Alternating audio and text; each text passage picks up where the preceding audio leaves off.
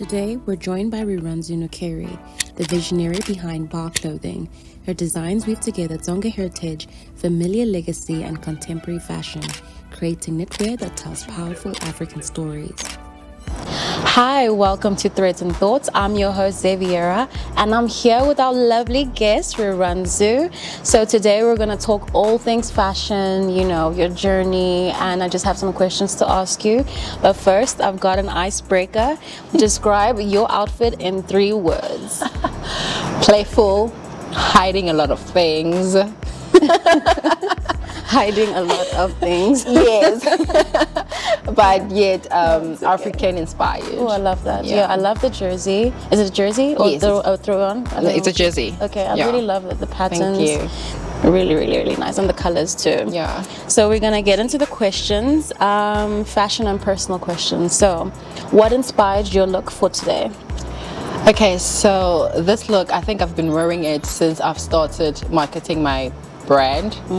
And actually I was scouted at Mtetwa Foundation by Mr. Petrus himself because of the quality of my sweater.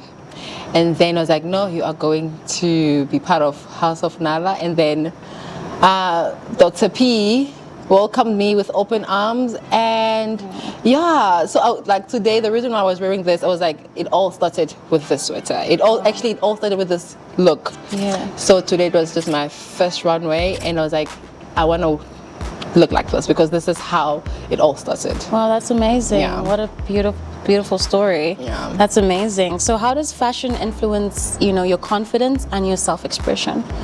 It does influence my confidence because I find fashion to actually have its own voice.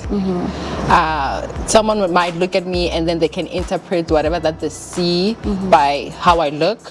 And then the next person can just look at me and then they find me intriguing, So I feel like fashion, you can really express yourself when it comes to whatever that you put on, because I feel how you present yourself first and how you put everything together, it says a lot about what you are thinking, but it doesn't say a lot about who you are. That's one thing that we need to take away from, because I might be looking like this tomorrow or today, and then tomorrow I'm wearing a fitted dress with my hair up.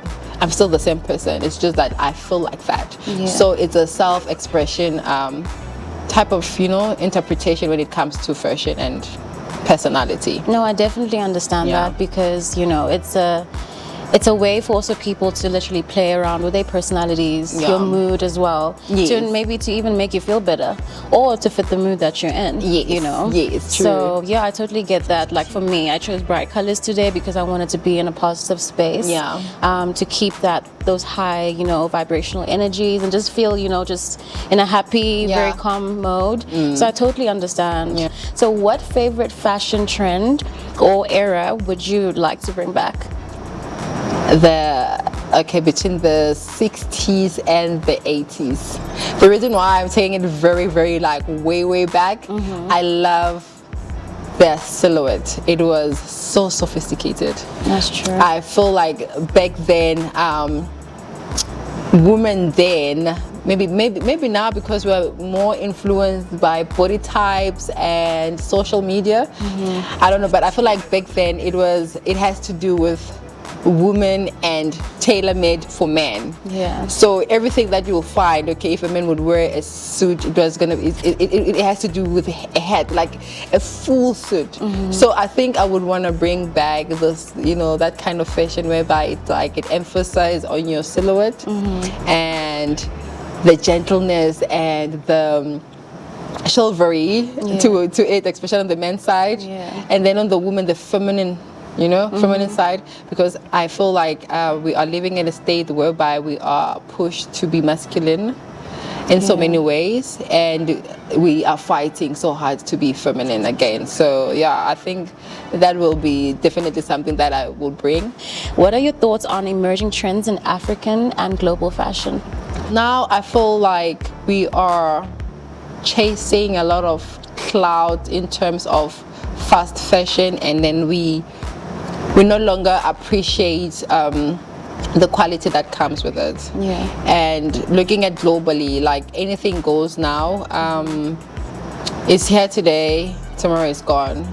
It's a fast trend that will happen today. Yeah. You're wearing it today, tomorrow you don't want to wear it. You don't want to wear it anymore because already someone have seen you wore it. Yeah.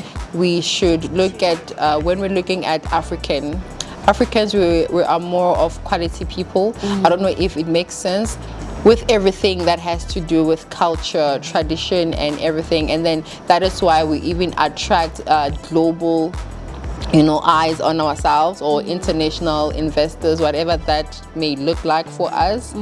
But it's a slow growing industry, but yet it's a very fast one in terms of fast fashion. Yeah. So we no longer appreciate the fact that, if I'm wearing this sweater, my daughter could be wearing the very same sweater in the next 20 years because looking at quality and all of those things. So in terms of, the fashion industry, what are your thoughts on the impact of sustainability in fashion, fast fashion versus ethical fashion?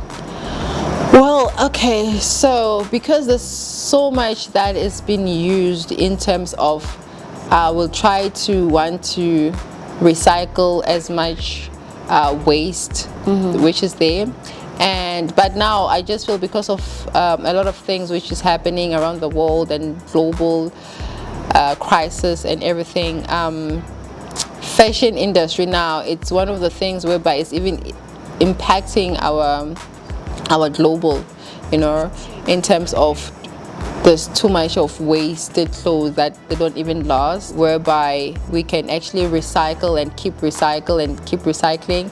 And then we would have sustainable products, because I've seen somewhere whereby they use clothing to make chairs and all of those things, and that is a good initiative. I understand that is true. I mean, with the idea that you said in terms of using, the extra into a different way into furniture or anything, I think that's a great idea.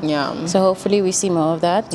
So also, what are your predictions of fashion in the future, for this year 2025?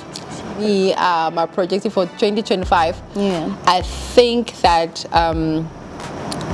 we are growing, right? We are growing, and it's going to be an exciting year when it comes to fashion, because I cannot wait to see upcoming designers like myself doing amazing work.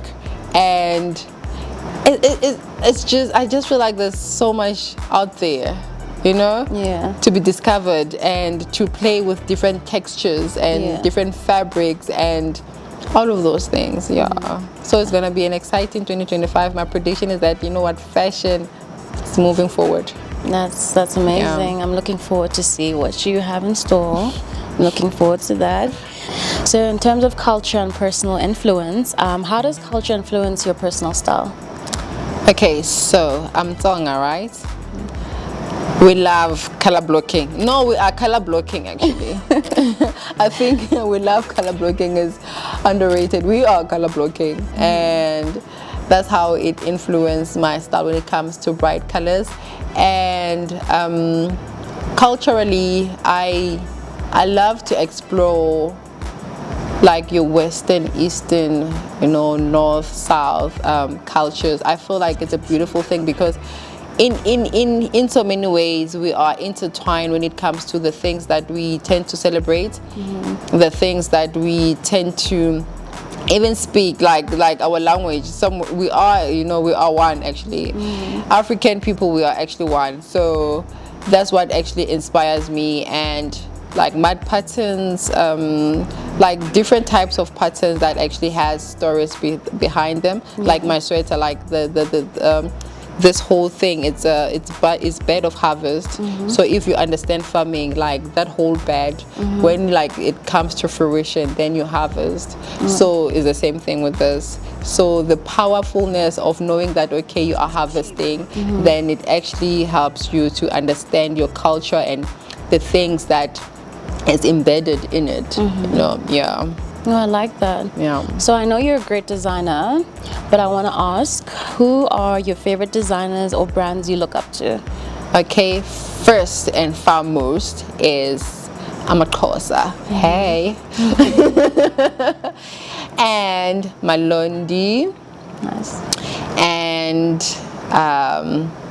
who else? I think there's a Italian brand. I forgot the name, but I love them. The thing is that they're not coming to my head, but yeah.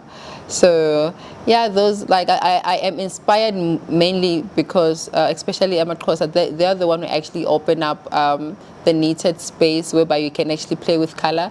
Because when you look at it, like, for me as a Tonga person, I felt like maybe we are too much, you know. And then he actually took it there in terms of, okay, you know what, this is beautiful, color blocking is beautiful, like you can play with colors. And then I got intrigued by saying, you know what, I kind of like this. And I feel like for some reason I can resonate with the colors because I've lived these colors and I've seen them, like I am those colors. So why not do it, since you know there's an opportunity to do that. So those are the brands that inspires me, and many more. The names are not coming now, right now. Those ones are just that they're just at the tip of my tongue. No, that's fine. But yeah, so many brands out there. Yeah, those are great designers that you did mention. Yeah, they are really, really great. Yeah. So what's the one fashion rule you always break? Color. Don't be afraid to throw in anything because you never know how it looks like at the end, like on the other side. Play with color. Play with color. Don't, like, I feel like colors are very beautiful, but yet they're very intimidating because you can find different shades of blue, different shades of yellow, and it can be so intimidating. But don't be afraid to play with color. I agree with that, because like the space I'm in, even with my hair, like going forward, I've been very inspired to change the hair color. So I want to play with like color because I feel like it would just speak to the other personality that I have within me. So I really agree with that. I love that rule. Always break that rule. Yes, always. All right, so final thoughts. Do you have any fashion tips to our viewers who are watching all around the world? Well, fashion tips, I would say don't follow trends too much. Try to learn what is it that is your style.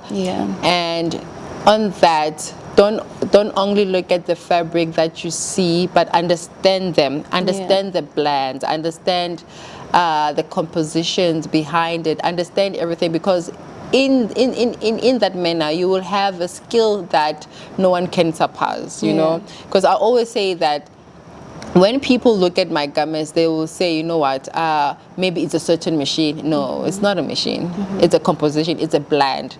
It's the thinness of the thread. It's the thinness of everything. You understand?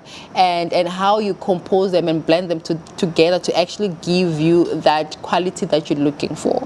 So I don't want people thinking that, you know what, if I buy a certain machine, then it's gonna do a miracle. No, there's no miracle. You have to learn blends, especially when you're in this fashion space. It's gonna help you a lot. I appreciate that. I'm sure they also appreciate you know, the word of advice. So could you let our audience know where to follow you on your social media platforms? Yes, you can follow me at bar_clothing_SA. And by the way, bar stands for Beautiful African Raiment. So and thank you so much. Thank you to Rirhandzu, right? I got that right? Yes. All right, and thank you to AFI, and thank you to everybody who's watched, and take care from myself, Xaviera, on Threads and Thoughts. Thank you for tuning into today's episode. Make sure to subscribe to our YouTube or Spotify pages and sign up at shop.africanfashioninternational.com so you don't miss out on exclusive updates and offers. Don't forget to visit the House of Nala at the one and only Cape Town and Sandton City for your signature look. Until next time, stay bold, stay intentional, and stay you.